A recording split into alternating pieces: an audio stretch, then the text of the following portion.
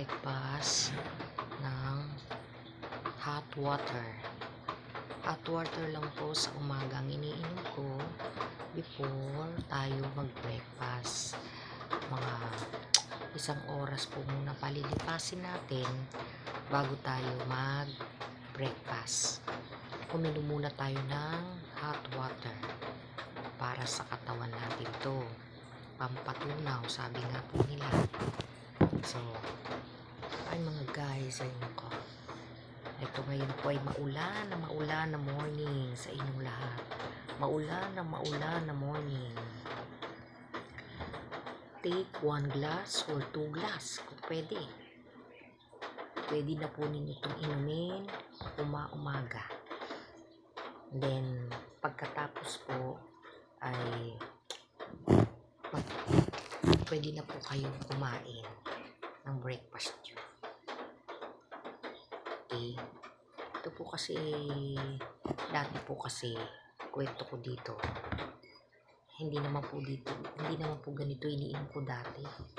Ay, ang totoo po talaga ay nahilig ako sa kape. Coffee in the morning. So, na-trace yung acid reflux ko. Kumbaga, naging acidic ako. So, mahilig kasi ako sa kape noon. Hindi siguro masyadong nakayanan ng katawan ko yung yung pag-inom ko ng kape. So, mayroong nagsuggest sa akin na isang tao na sabi niya, uminom ka lang ng mainit na tubig tuwing umaga kung matitiis mo. Huwag kang iinom muna ng kape kung maaari. Sabi niya sa akin, kesa yung lagi ka na lang nagpapadoktor, iinom ng gamot, ay yun nga po, ang sakit, parang hindi ka rin makahinga, ganun, napakahirap din po pala yun. So, tinry ko, I try.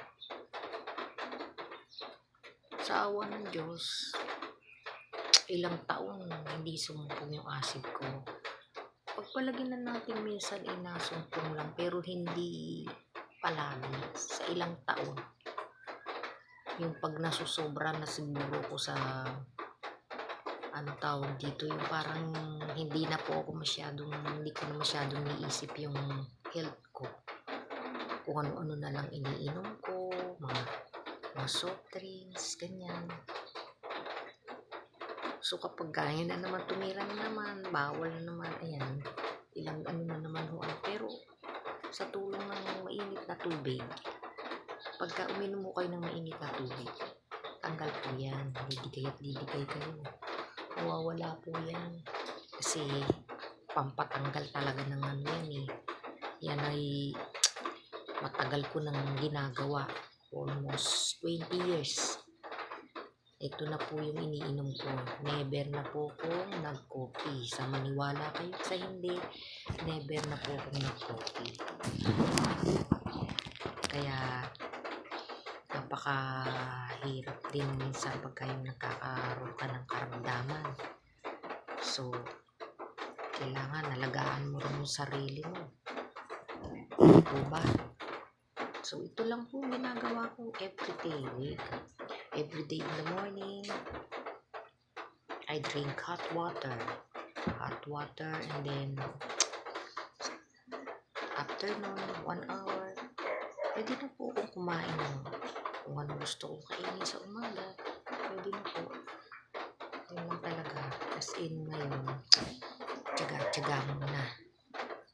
Mas nasanay na nga ako Nasanay na ako sa ganito na umiinom lagi ng mainit na tubig sa umaga. So, ito na yung pag may nag-aalok sa akin, gusto mong coffee? Ay, hindi ako nagko-coffee. Bakit hindi ka nagkakape? Eh, kasi nakasanayan ko na talaga ito eh. Kasanayan ko na yung mag-inom ng mainit na tubig sa umaga. So, ito, sandali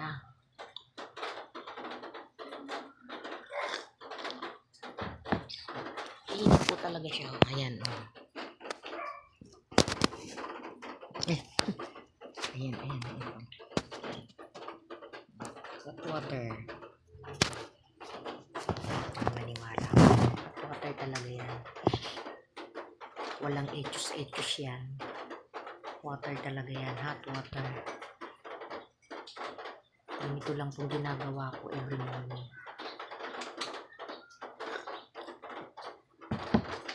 Kasi dito pampatanggal din yan ng mga bil sa tiyan. Hindi naman po sa konti, patanggal din. Sabi nga nila, bakit ang ginagawa mo sa katawan mo? Bakit hindi ka tumataba? Hindi ko alam. Basta ako talaga, ito lang po tinitake ko, water. Then after this, saka na lang kakain. Pag nakaisip kang kumain. Minsan pagka tinatamad ng kumain. So yung una ko na yung tubig. Tubig lang ng tubig.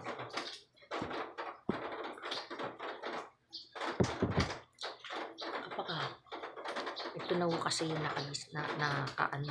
dalaga kasi ako. Sobra po ako sa kape, soft drinks, juice. Yan po. Tapos sa isang buwan yata, ayan, usumpunin yung acid ko. Tapos after mga ilang buwan, ay inom akong gamot. After ilang buwan, ayan na naman, sisimpong na naman. Hindi na naman ako Hindi, nung nag-try ako nito, nung nag-try nito, na uminom ng mainit na tubig, ay parang mas naging okay ang pakiramdam ko. Hindi na ako madalas dalhin sa doktor, hindi na ako madalas magka-acid.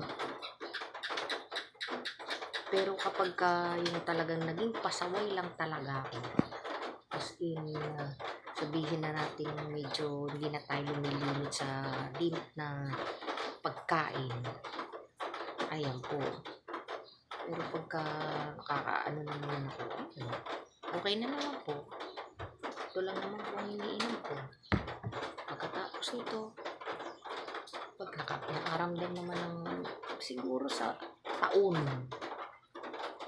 bago ko parang mga ilang taon ilan ba yun naging pasaway ako na ininom ako ng mga soft drinks, mga and then pagdating ng gabi, ayan, nakaramdam na naman ako ng parang ang sakit ng dito kasi masakit din Adi ang ginagawa ko ay naku, sabi ko ayoko na, mamaya iinom lang ako ng mainit na tubig. Tapos yun, ayan ang gagawin ko. Wala na po. Sa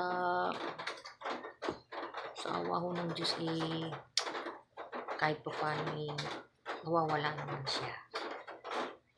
Pero yun nga, sabi ko sa inyo, hindi na kadalasan. As in, siguro, bihirang-bihira na lang. Pag nagiging pasaway na lang ako sa pagkain, ayun po, yun na lang po ginagawa ko. Then after po nun, yun na, isip ko na naman yung mainit ko na tubig. Ganyan lang po ginagawa ko everyday, every morning. Iinom ng mainit na kape, na mainit na tubig. Then after naman nun, kakain na ng kanin or tinapay. Yan lang po ang gagawin natin.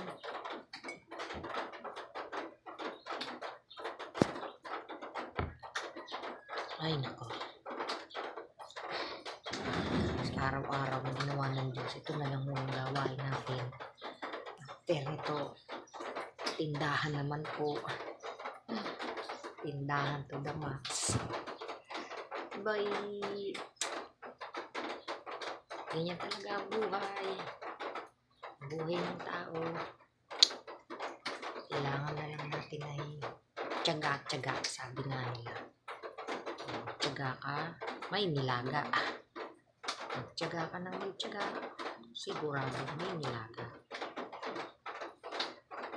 Kaya try niyo po ito. Hindi naman ito masama sa katawan. Unang-una tubig po ito. Walang alcohol. Tubig lang ng tubig. Eh, makakabuti naman ito sa katawan natin ng tubig. Pero hindi naman natin sinasabi na porque ganito na eh, malakas na kayo, ganun. Siyempre, lahat ng tao, mayroon tayong hinaramdam sa katawan. Lahat ng tao, mayroong sakit sa katawan na hindi natin alam. Pero ito, malaking bagay ito sa akin talaga. Simula nung nag-take ako nito, eh, di na po ako take lang ako nito. As in, okay na ang natin, pakiramdam na acid natin. Hindi na ako ganun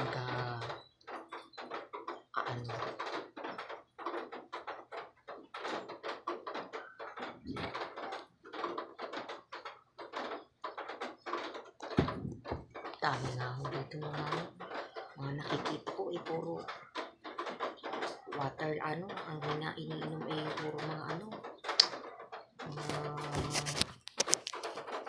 tawag din eh, kape lang. Eh, sige mo, napahaba na ata ang kwento ko sa inyo. Eh, babay na ho. Bye-bye. Subscribe po yung YouTube channel ko. Sana po makatulong sa inyo itong ginawa ko.